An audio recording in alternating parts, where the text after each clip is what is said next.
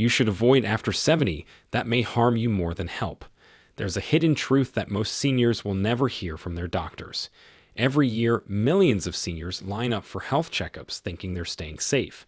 But what if I told you that some of those tests, the routine ones your doctor says you need, could actually push you closer to surgery, stroke, or even cancer?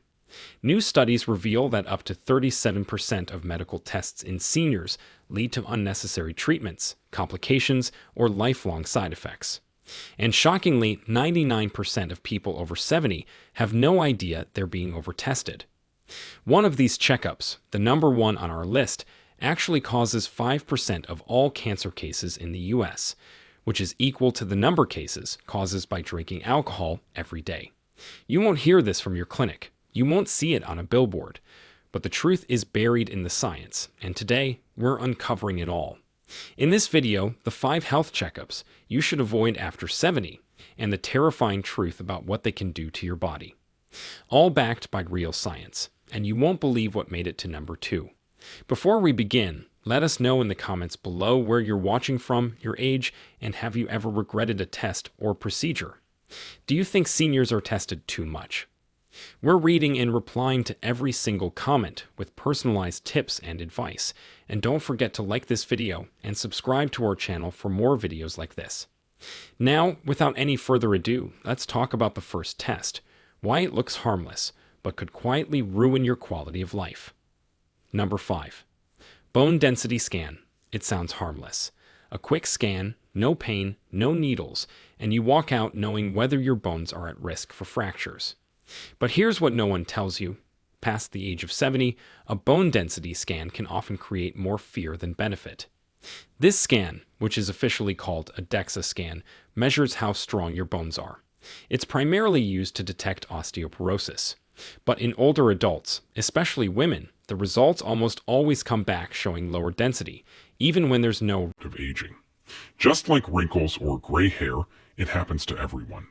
And yet many seniors are pushed into taking medications like bisphosphonates, which are supposed to strengthen bones, but come with serious side effects like jaw necrosis, which is a rare condition where the jawbone starts to die, and esophageal irritation. Now here's the problem. Studies have shown that treating mild bone loss in people over 70 with medication has little to no impact on actual fracture rates. A study published in the Journal of the American Geriatric Society followed over 1,200 women over 70 and found that bisphosphonates reduced fracture risk by only 0.3% after 5 years. That's not nothing, but it's far from life-saving.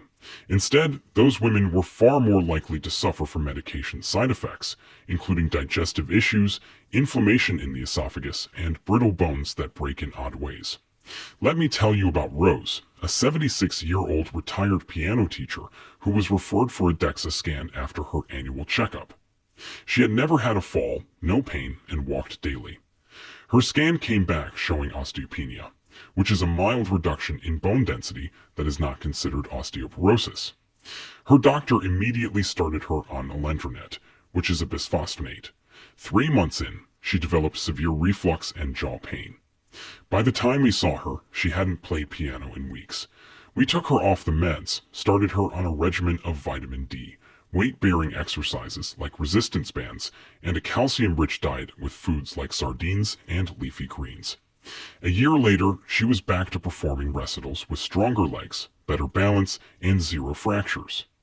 A short scan may seem like a smart move, but for people over 70 who aren't falling or breaking bones, the better option is lifestyle.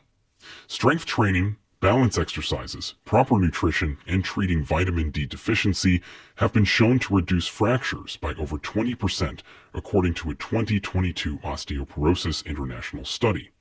Don't let a number on a screen scare you into treatment you may not need. But there's one scan that can lead to something even scarier, brain surgery. Let's talk about that next.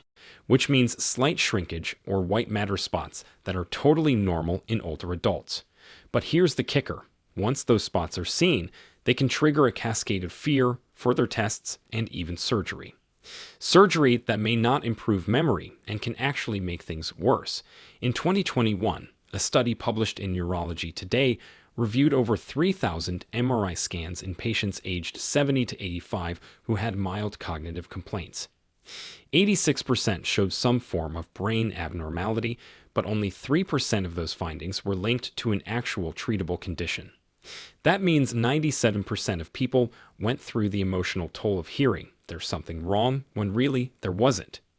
Worse, nearly 12% were sent for invasive procedures like spinal taps or even exploratory biopsies, all based on vague scan results. Take George, a 74-year-old retired engineer who came in worried about forgetfulness. He was sharp, but misplaced his keys more often and forgot names sometimes. His doctor sent him for an MRI that showed white matter changes. He panicked, convinced he had dementia. He stopped driving, stopped going to church. Over the next few months, his anxiety worsened, but when we reassessed him using a standard cognitive test, his score was well within the normal range. We explained that those MRI findings were age-appropriate. We helped him focus on lifestyle interventions like sleep, hydration, and brain games. Within 3 months, his memory had stabilized and he felt like himself again. The truth is, unless there are severe neurological symptoms like seizures, sudden personality change, or rapid functional decline, an MRI is rarely helpful in mild memory loss. A better first step is a cognitive screening test, which is a simple paper-based exam that evaluates memory, attention, and problem solving. It's cheap, effective, and avoids the risk of unnecessary panic. Now brace yourself, because the next test on this list is one you've probably had multiple times, and it's number 3 for a reason. Number 3, cardiac stress test. It's one of the most common tests given to seniors complaining of mild fatigue, chest tightness, or just not feeling like they used to. The cardiac stress test, which is a procedure that monitors your heart while walking on a treadmill or being given medication that simulates exercise, is meant to spot blocked arteries. But after 70, this test often does more harm than good, especially when used on people who don't have any clear signs of heart disease. That's because it can lead to false alarms and unnecessary heart procedures that carry serious risks. The problem is in the accuracy. Studies show that in adults over 70, the false